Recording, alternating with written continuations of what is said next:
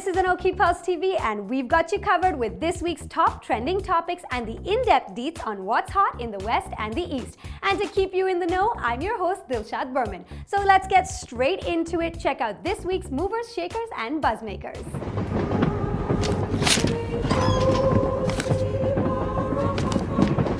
Tis the holiday season and this year clothing giant H&M are giving everyone the warm fuzzies with more than just their sweaters. The brand released a short film called Come Together earlier this week, directed by none other than Wes Anderson and starring Oscar winner Adrien Brody. Please do join us. Thank you. The 4-minute-long commercial is the first film we've seen from Anderson since 2014 and has all the hallmarks of his quirky dollhouse style, as if paying homage to his own work. Even the cold hearts of the often Grinch-like Twitterati grew 3 sizes. And bringing some sizzle to the season, Love magazine recently released a 90-second trailer for their much-anticipated yearly advent calendar featuring big names like Kendall Jenner, Emily Ratajkowski, and Sofia Richie. Your love is fading. Set to Kanye West track Fade, the clip was shot by famed music video creator Hype Williams and is just a teaser to the treats to come all month long. The first of which was unleashed yesterday, starring It Girl Bella Hadid, giving us some major fitness goals circa 1992. Plus, there's some of this and this. Happy holidays indeed.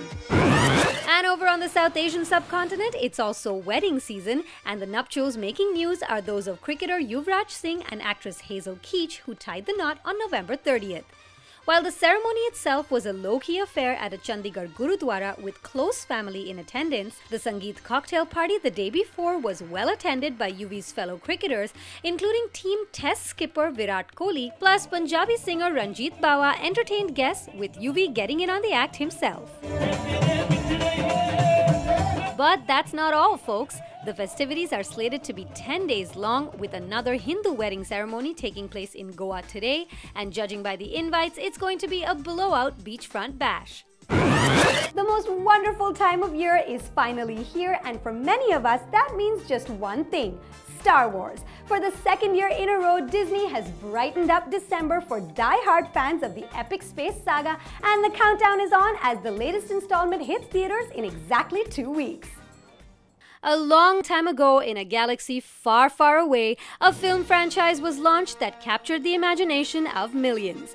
From the original trilogy in the 1970s and 80s to what some loyalists might call the ill-advised prequels in the late 90s and early 2000s, to the franchise-redeeming Episode 7 last year, the Star Wars films have spawned a legion of fans across generations, whether geek or chic.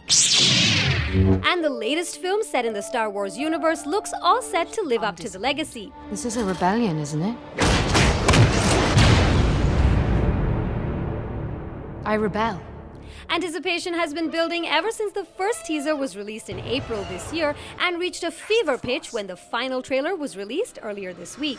And of course, as we've come to expect, the Fandango website crashed within about 10 minutes of tickets going on pre-sale early Monday morning. The power that we are dealing with here is immeasurable. Now, just to be clear, in case you're one of the few that didn't get the memo, Rogue One, A Star Wars Story is not part of the Star Wars saga canon, but rather a standalone film set within the same fictional space with separate, new and distinct characters. You almost got me. You're welcome. It's the first of what is being called the Star Wars Anthology series, and this one takes place sometime after the events of the prequel trilogy and before the events of the original trilogy. Got it? Okay. I'll be there for you. The captain said I had to. Along with sharing a universe with the original films and the familiar quippy humor, Rogue One is also carrying forward the mandate of diversity established with The Force Awakens, where we not only saw a female lead with Rey, but also a person of color playing Finn, one of the main characters in the film. This is our chance to make a real difference.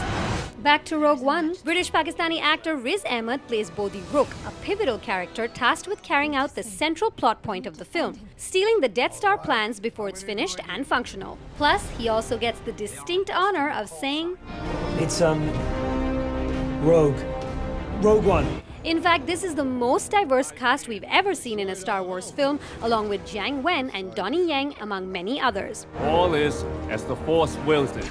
Ahmed says Star Wars is leading the way when it comes to diversity on screen. Culture is a space for us to put ourselves in someone else's shoes.